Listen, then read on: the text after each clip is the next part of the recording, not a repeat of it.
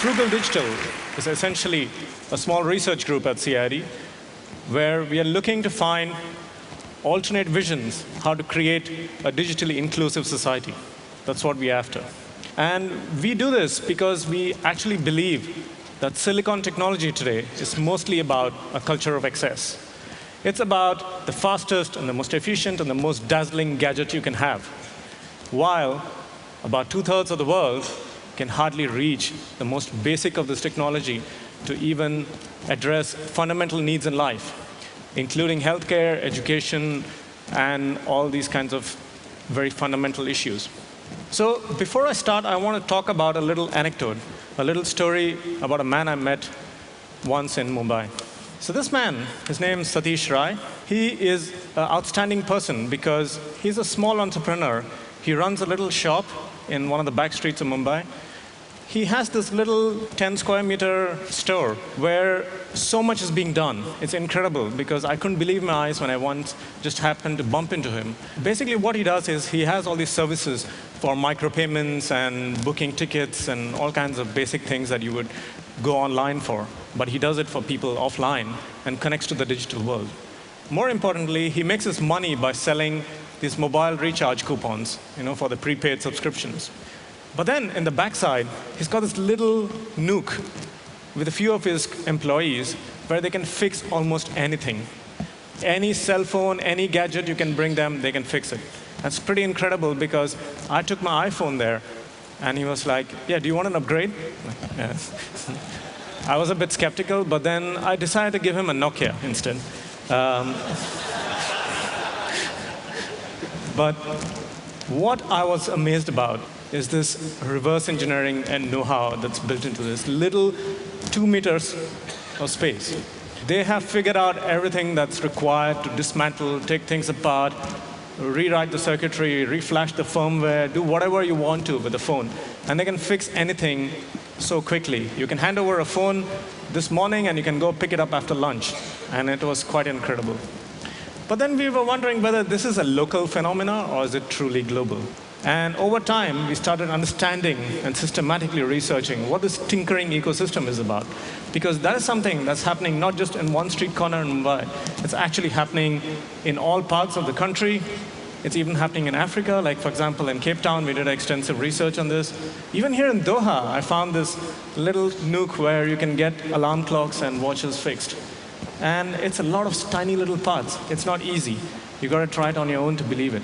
But what fuels this is this entire ecosystem of low-cost parts and supplies that are produced all over the world, literally, and then redistributed to basically service this industry. And you can even buy salvaged parts. Basically, you don't have to necessarily buy brand new things. You have condemned computers that are stripped apart, and you can buy salvaged components and things that you can reassemble in a new configuration. But what does this new sort of approach give us? That's the real question. Because this is something that's been there, part of every society that's deprived of enough resources. But there's an interesting paradigm. There's the traditional crafts, and then there's the technology crafts. We call it the technology crafts because these are emerging. They are not something that's been established. It's not something that's institutionalized. It's not taught in universities. It's taught word of mouth, and there's an informal education system around this. So we said, what can we get out of this? What are the key values that we can get out of this? The main thing is a fix-it locally culture, which is fantastic because it means that your product or your service doesn't have to go through a huge bureaucratic system to get it fixed. It also affords us cheap fabrication, which is fantastic. So it means that you can do a lot more with it. And then the most important thing is it gives us large math for low cost. So that means that you can actually embed pretty clever algorithms and lots of other kinds of extendable ideas into really simple devices. So what we call this as a silicon cottage industry. It's basically what was the system or the paradigm before the Industrial Revolution is now rehappening in a whole new way in small digital shops across the planet in most developing countries. So we kind of toyed around with this idea, and we said, what can we do with this? Can we make a little product or a service out of it? So one of the first things we did is this thing called a multimedia platform. We call it a lunchbox. Basically, one of the contexts that we studied was schools in very remote parts of India. So there is this amazing concept called the one teacher school, which is basically a single teacher who is a multitasker who teaches this amazing little social setting. It's an informal school, but it's really about holistic education. The only thing that they don't have is access to resources. They don't even have a textbook sometimes, and they don't even have a proper curriculum. So we said, what can we do to empower this teacher to do more? How to access the digital world? Instead of being the sole guardian of information, be a facilitator to all this information. So we said, what are the steps required to empower the teacher? How do you make this teacher into a digital gateway? And how do you design an inexpensive multimedia platform that can be constructed locally and serviced locally? So we walked around, we went and scavenged the nearby markets, and we tried to understand what can we pick up that will make this happen. So the thing that we got was a little mobile phone with a little Pico projector that comes for about $60. We went and bought a flashlight with a very big battery and a bunch of small speakers. So essentially, the mobile phone gives us a connected multimedia platform. It allows us to get online and allows us to load up files of different formats and play them. The flashlight gives us this really intense, bright LED and 6 hours worth of rechargeable battery pack. And the lunchbox is a nice little package in which you can put everything inside, and a bunch of mini speakers to sort of amplify the sound large enough. Believe me, those little classrooms are really noisy. They are kids who scream on top of their voices, and you really have to get above that. And we took it back to this little tinkering setup of a mobile phone repair shop, and then the magic happens. We dismantle the whole thing, we reassemble it in a new configuration, and we do this hardware mashup, systematically training the guy of how to do this. And out comes this, the little lunchbox form factor.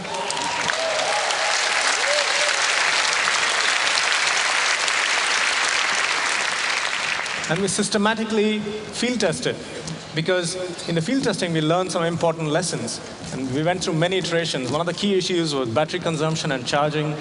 Luminosity was an issue. When you have too much bright sunlight outside, often the roofs are broken, so you don't have enough darkness in the classroom to do these things.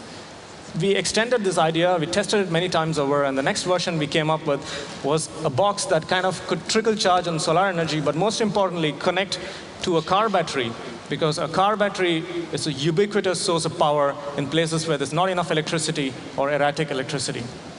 And the other key thing that we did was make this box run off a USB key, because we realized that even though there was GPRS and all that in paper, at least in theory, it was much more efficient to send the data on a little USB key by surface mail. It might take a few days to get there, but at least it gets there in high definition and in a reliable quality.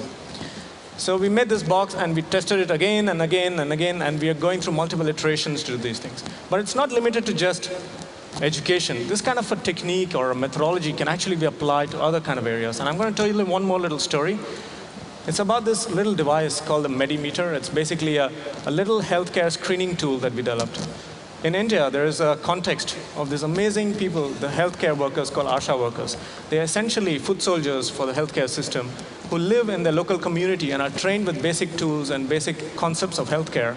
And the main purpose is basically to inform people to basically how to lead a better life, but also to divert or sort of make recommendations of what kind of healthcare should they approach. They are basically referral services, essentially. But the problem with that is that we realized after a bunch of research that they are amazing at referring people to the nearest clinic or the public healthcare system. But what happens at the public healthcare system is this.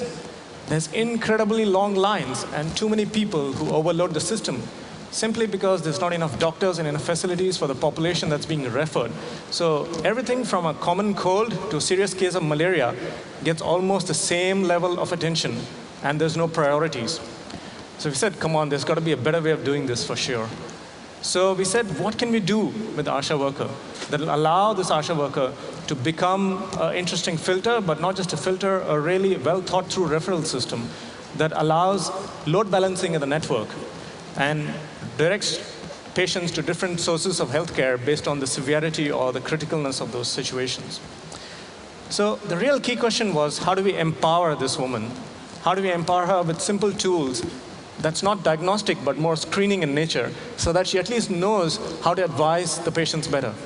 And that will make such a huge difference on the system, because the amount of waiting time and the amount of distances that people need to travel, often sometimes 7 to 15 kilometers, sometimes by foot, to get a simple health check done, is very, very detrimental, in the sense that it really dissuades people from getting access to healthcare.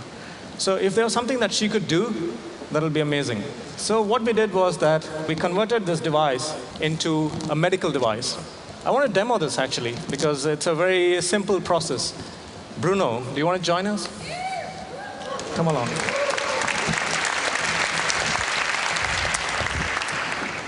So what we're going to do is that we're going to measure a few basic parameters on you, including your pulse rate and amount of oxygen that's there in your blood. Yeah. So you're going to put your thumb on top of this. Like this? Works? Yeah, that's right. Okay. So I'm going to start it up. I hope it works. It even beeps, because it's an alarm clock after all. So I take it to the start position. And then I press the read button. So it's taking a little reading from you. And then the pointer goes and points to 3 different options. Let's see what happens here. Oh, Bruno, you can go home, actually. Great. Good news. So the thing about this is that if the pointer, unfortunately, had pointed to the red spot, we would have to rush you to a hospital. Luckily, not today. And if it had pointed to the orange or the amber, it basically meant you had to have sort of more continuous care from the healthcare worker. So that was a very simple 3-step screening process that could basically change the equation of how public healthcare works in so many different ways. Thank you for the good news. Yeah.